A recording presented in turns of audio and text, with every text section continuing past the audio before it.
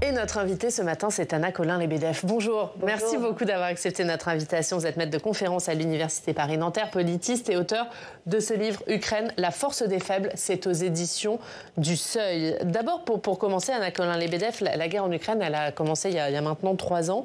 Si l'Ukraine résiste encore, c'est parce qu'elle compense ses faiblesses en hommes, en moyens, par beaucoup d'ingéniosité.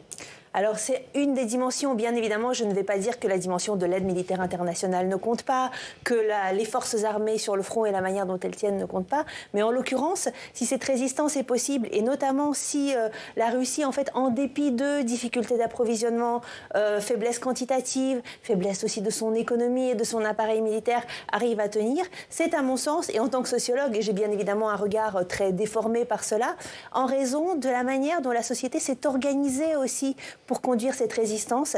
Et pour moi, paradoxalement, dans les faiblesses qui sont celles de l'Ukraine qui était là avant la guerre, eh bien, elle a su puiser un certain nombre de ressources. Alors justement, on va en parler, on va essayer de comprendre cette résistance, c'est l'objet de votre livre. Alors, pour vous, le point de départ, c'est pas février 2022, c'est 2014, la première invasion russe de la Crimée. C'est de là qu'il faut partir pour comprendre ce qui se passe aujourd'hui et la manière dont l'Ukraine s'organise. Alors, si vous interrogez les Ukrainiens, ils vont dire il faut regarder bien avant. Dans toute notre histoire, en fait, on a une histoire d'une nation qui a été attaquée successivement, qu'on a cherché à faire disparaître. Et donc, nous avons cette culture de la résistance. En tant qu'historienne, si j'avais été historienne, j'aurais pu regarder ça. Mais en tant que sociologue, j'observe effectivement quelque chose qui s'est enclenché à partir de 2014. Qu'est-ce qui change? Ce qui change, c'est qu'en fait, l'Ukraine est en guerre depuis 2014. On a tendance à... Voilà, on le redit de temps à autre, mais sans réfléchir à ce que ça implique en fait pour une société d'être en guerre, même si c'est une guerre de basse intensité, pendant un moment. Et en fait, pour moi, cette période qu'on oublie souvent, parce que elle n'était pas à la une de nos médias, parce que aussi l'intensité des combats était moindre, eh bien, elle est absolument fondatrice et transformatrice, parce que les bases de la ressource de la résistance que nous observons aujourd'hui, elles ont été posées dans cette période. Ça veut dire que ce qui permet, entre autres, à l'Ukraine de tenir, c'est que depuis 2014, ils ont conceptualisé la guerre. C'est pas uniquement militairement, économiquement. Ça veut dire que la population ukrainienne, tout d'un coup, a pris conscience que la guerre pouvait être là. Ils s'y sont préparés. Alors, je pense que ce n'est pas que ça. Bien évidemment, vous avez cette idée de prise de conscience, mais d'ailleurs la prise de conscience est aussi très progressive. En 2014, certes, on a un choc qui est celui de l'annexion de la Crimée et de la guerre dans le Donbass, mais au fur et à mesure des années, ça s'estompe aussi au sein de la société, la perception de la menace. Et la veille de l'agression russe de février 2022, les Ukrainiens savent qu'il va y avoir quelque chose, mais s'attendent absolument pas à ça. En revanche, ce qui a changé, c'est que précisément une armée extrêmement faible s'est restructurée, mais aussi en fait à l'arrière, vous avez eu l'apparition de tout un corps de personnes qui sont souvent des ONG, des individus, des petits groupes qui en fait commencent à réfléchir à comment on réforme l'armée, comment on se rend plus puissant face à la Russie, comment est-ce qu'on approvisionne les forces armées, comment est-ce qu'on réorganise la société. Et donc, en fait, on a une société extrêmement vivante et active dans ces années-là qui prépare une sorte de socle qui fait que le matin du 24 février 2022, c'est un énorme choc pour l'Ukraine, mais en même temps, très rapidement, au bout de quelques heures, chacun des Ukrainiens sait quelle est sa place et quel rôle il peut jouer dans la défense de son pays. Et c'est ça qui a fait que la Russie, qui parlait de guerre éclair au départ, on est toujours là 3 ans après, elle n'a pas réussi à gagner cette guerre. Alors la Russie, effectivement, a été stoppée dans son avancée qu'elle pensait hyper rapide, entre autres parce qu'elle n'avait absolument pas anticipé ça, parce qu'il s'agit de phénomènes qui se situent au niveau micro. On est au niveau de la société précisément, et donc c'est pas ça qu'on regarde quand on est un expert militaire. On va regarder l'état des troupes sur le front. Mais effectivement, si on en est encore là 3 ans plus tard, c'est que cette préparation avait aussi aiguisé des capacités d'ajustement et d'adaptation et d'innovation qui là aussi en fait ne viennent pas forcément de l'État immédiatement. Vous voyez, nous par exemple dans les forces armées, on a l'habitude de l'État conceptualise, les forces armées mettent en place et après on fait redescendre ça sur le terrain.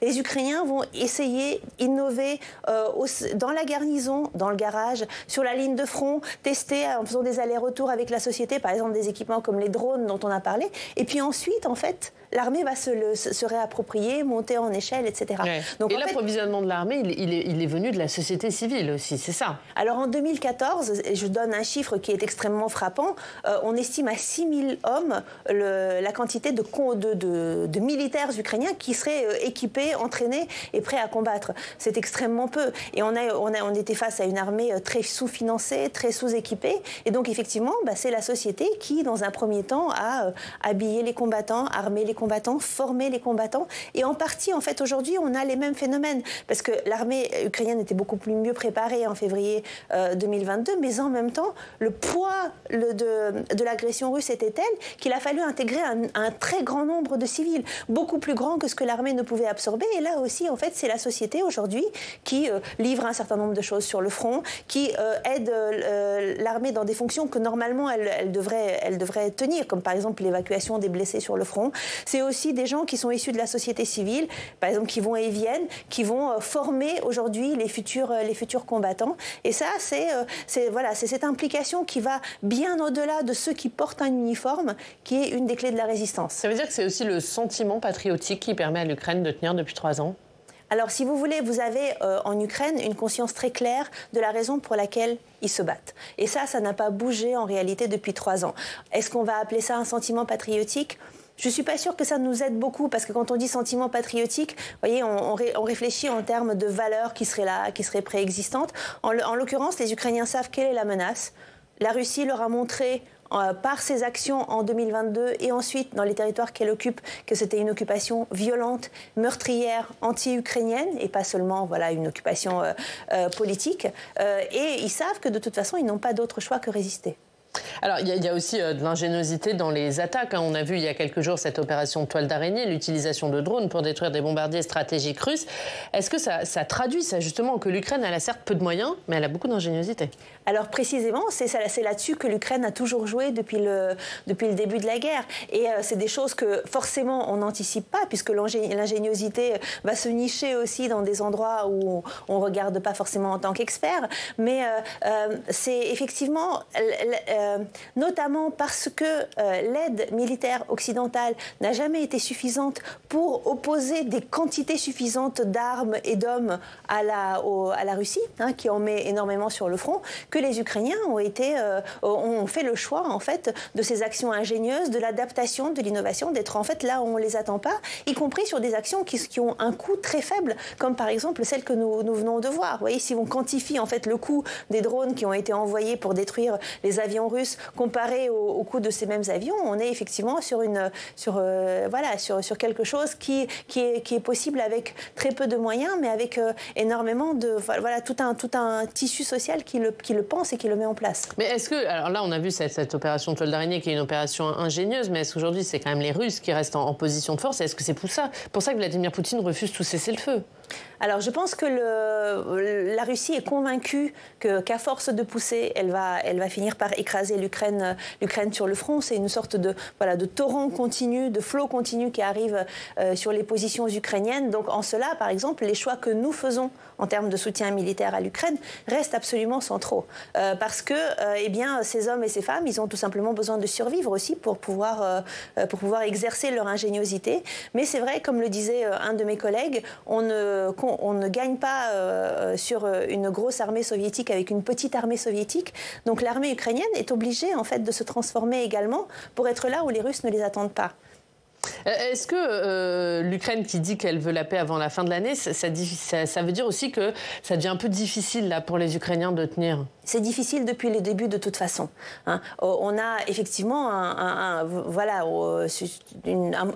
coût qui n'est pas seulement militaire, mais qui est aussi humain, qui est aussi psychologique, je pense, de la guerre, qui est extrêmement présent. Les Ukrainiens, en fait, veulent la paix en permanence depuis le début de la guerre. La totalité des Ukrainiens que je rencontre, et j'y étais encore il y a une dizaine de jours, souhaitent ardemment la paix. Mais ce qu'une capitulation leur apporterait, c'est pas la paix, c'est une occupation militaire. Ils sont dans quel état d'esprit justement ces Ukrainiens? Est-ce qu'ils se disent il faut qu'on tienne coûte que coûte, même si ça doit encore durer des années, ou est-ce que vous les sentez un peu prêts à lâcher? voyez, moi, ceux que je rencontre sont des gens qui sont effectivement plutôt activement engagés dans de différentes manières, de la plus petite à la plus intense dans la conduite de la guerre. Et ces civils que je rencontre me disent, si demain les Russes arrivent ici, je sais que je vais être détenu, torturé, exécuté, moi, mes proches et ma famille. Donc de toute façon, je n'ai pas le choix. Épuisé ou pas épuisé, prêt à lâcher ou pas prêt à lâcher, il faut qu'on tienne. Donc ils ne sont pas encore à tenir. Est-ce que ça veut dire que l'Ukraine n'aura pas de problème pour recruter si demain il faut continuer cette guerre, notamment dans l'armée, tout ça, ça suivra, la population suivra? Alors, si vous voulez, le recrutement militaire, c'est une chose qui est un petit peu complexe. C'est pas mécanique, hein. Certes, on peut envoyer des convocations pour la mobilisation. La question est aussi, en fait, qu'est-ce qu'on propose aux gens que l'on mobilise? Et là, je dirais, je constate en Ukraine que aujourd'hui, les Ukrainiens sont prêts à participer de diverses manières. Tous ne sont pas prêts à prendre les armes, bien évidemment. Et je pense que dans une société comme la nôtre, par exemple, on aurait exactement le même souci. Mais il va y avoir un lien assez direct entre ce qu'ils perçoivent être l'état des forces sur le front et leur volonté d'aller s'engager. C'est-à-dire que si on leur dit « vous allez sur le front, mais en réalité il n'y a quasiment plus d'armement parce que ça ne nous est pas livré et en réalité vous ne serez pas assez nombreux et donc vous allez plutôt vers une mort certaine », bien évidemment ça va être un peu plus compliqué que s'ils sont convaincus que l'Ukraine est soutenue, qu'il y a des garanties de sécurité derrière, que quelque chose est possible. Donc là vous avez un lien direct et puis bien évidemment l'armée ukrainienne qui a monté en taille incroyablement depuis le début de la guerre, a des difficultés organisationnelles parce que tout ça est une énorme machine à monter. Donc voilà, des problèmes, vous en avez bien évidemment, mais je pense que les problèmes ne tiennent pas à la non-volonté des Ukrainiens de continuer la résistance. C'est peut-être une différence aussi avec la Russie, on est plus dans un engagement contraint alors que du côté de l'Ukraine, on est plus dans un engagement, si ce n'est volontaire, un engagement de conviction, de défense. En fait, les Russes ne s'engagent pas sous contrainte aujourd'hui. Ils s'engageaient sous contrainte au moment de la mobilisation en septembre-octobre 2022. Aujourd'hui, ils s'engagent pour gagner de l'argent. Et si vous regardez les affiches pour invitant les Russes à s'enrôler dans l'armée, on n'y parle pas de patriotisme. On n'y parle pas de défense de la patrie. On y parle de l'argent qu'ils vont gagner et de la position prestigieuse qu'ils vont avoir dans la société ensuite. Donc c'est effectivement une motivation, mais c'est aussi une motivation, je dirais, qui est plus fragile, me semble-t-il, en tout cas moins ancrée certainement dans des valeurs. Alors, qui dit guerre dit chef de guerre. Quel est le rôle de Volodymyr Zelensky dans cette résistance de l'Ukraine? Alors, Zelensky joue un rôle absolument central dans la représentation de sa nation sur la scène internationale. Et je dirais sa légitimité à l'intérieur du pays tient aussi à cela, à ce qu'il soit une image de l'Ukraine correspondant à ce que sont les préoccupations des Ukrainiens. En interne, bien évidemment, eh bien, vous avez une démocratie avec un espace très ouvert de critiques, de projets alternatifs également, de personnalités politiques qui émergent. Si je vous disais aujourd'hui toute la nation est derrière Volodymyr Zelensky, on serait plutôt en présence d'un pouvoir autoritaire. Vous voyez, ce serait un indice d'autoritarisme. Vous qui revenez d'Ukraine, qu'est-ce qu'ils en disent aujourd'hui, les Ukrainiens de Volodymyr Zelensky? Est-ce qu'ils se disent, bon là c'est le temps de la guerre donc on attend, mais demain s'il y a des élections ce sera plus lui? Oui, certainement. Enfin, je veux dire, un certain nombre disent qu'ils ont des choses à lui reprocher, que par ailleurs, voilà, le temps de la démocratie est aussi celui de l'alternance, qu'il y a peut-être d'autres hommes qui auront d'autres idées comment mieux conduire la guerre. Ce qu'il faut bien se dire, c'est que Zelensky n'est pas illégitime. Il est aussi légitime qu'un président peut l'être sur un mandat, je dirais, qui a pris déjà un certain temps, mais ça n'empêche pas les Ukrainiens, en fait, d'avoir à la fois des critiques à lui adresser sur un certain nombre de problématiques de gestion interne du pays et de vouloir aussi que le jeu politique continue. J'ai rencontré des gens qui s'opposent vraiment très ouvertement à Zelensky sur le champ politique. Tous me disent aujourd'hui, de toute façon, les élections ne sont pas à l'ordre du jour. Mais le jour où l'élection aura lieu, et nous ne souhaitons pas d'élections aujourd'hui parce qu'elles sont impossibles à conduire, mais le jour où les élections auront lieu, oui, on aura des projets alternatifs à proposer. La Russie n'acceptera pas de cessez-le-feu tant qu'elle n'aura pas atteint certains objectifs. Est-ce que les Ukrainiens, aujourd'hui, ils sont prêts à perdre certains territoires? Ils savent que de toute façon, ils perdront une partie de leur territoire. Les Ukrainiens considèrent aujourd'hui que la guerre ne s'arrêtera pas sur un cessez-le-feu. C'est-à-dire que le cessez-le-feu marquera la fin d'une bataille, d'une certaine manière, qui ne sera qu'une des batailles dans cette guerre. En réalité, une des choses que j'ai observées en Ukraine, c'est une préparation à une guerre très longue, d'intensité variable. Et vous pouvez avoir des périodes de cessez-le-feu, de basse intensité, puis de reprise, mais il se projette sur des décennies en réalité. Parce qu'il considère que la Russie, en fait, ses objectifs, ce ne sont pas des bouts de régions de Donetsk, de Lugansk, de Zaporizhia, de Kherson, c'est le contrôle, en fait, sur l'Ukraine, pas forcément la prise totale du territoire, mais le contrôle total sur ce qu'est l'État ukrainien et sur ce qu'est la nation ukrainienne. Et donc ça, pour eux, ça va au-delà même de la figure de Vladimir Poutine, donc ils se préparent à combattre longtemps. Oui, vous voyez, il y aura des moments de faiblesse et de force certainement dans cette bataille, ils en ont tout à fait conscience. La question pour eux, aujourd'hui, c'est le moment où il y aura un cessez-le-feu. Qui en tirera avantage? Est-ce que c'est la Russie en se réarmant et en se préparant à une nouvelle attaque? Est-ce que c'est l'Ukraine en préparant encore mieux la défense et la protection de son territoire? Et il y a la question des soutiens, évidemment, de l'Ukraine dans cette situation. On a appris hier que l'Allemagne, après avoir tergiversé, a décidé de ne pas livrer des missiles Taurus à l'Ukraine. Est-ce que ce n'est pas le signal que, finalement, l'Union européenne, l'Europe, elle est incapable d'imposer un rapport de force à la Russie? Alors, je pense qu'on a effectivement un jeu avec la Russie qui est complexe, où on constate des évolutions depuis février 2022, mais c'est des évolutions qui parfois sont 2 pas en avant, 3 pas en arrière. Et puis parfois, en fait, on envoie des signaux très forts à la Russie. Les Ukrainiens en sont également conscients. Aujourd'hui, ils savent que, ils doivent, en tout état de cause, tout en dépendant en fait du soutien occidental, ils doivent monter en capacité militaire pour être capables eux-mêmes de se défendre, voire en fait de protéger les pays européens de la Russie, parce que c'est un adversaire qu'ils connaissent mieux que les Européens ne le connaissent. Mais est-ce que ce genre de décision comme celle de l'Allemagne, ça encourage la Russie à bombarder encore et toujours ? Je pense que la Russie n'a pas besoin d'encouragement pour continuer à bombarder les villes ukrainiennes. Il ne faut pas non plus se leurrer sur les capacités militaires russes. Elles sont présentes, bien évidemment, mais elles sont loin d'être illimitées. Alors, elles sont peut-être très importantes en quantité, mais je dirais d'un point de vue qualitatif, la Russie n'a pas forcément non plus des capacités d'escalade en dessous du seuil nucléaire qui soient illimitées. Et quid de Donald Trump? Est-ce qu'il faut là aussi s'inquiéter d'une perte de soutien des États-Unis à l'Ukraine?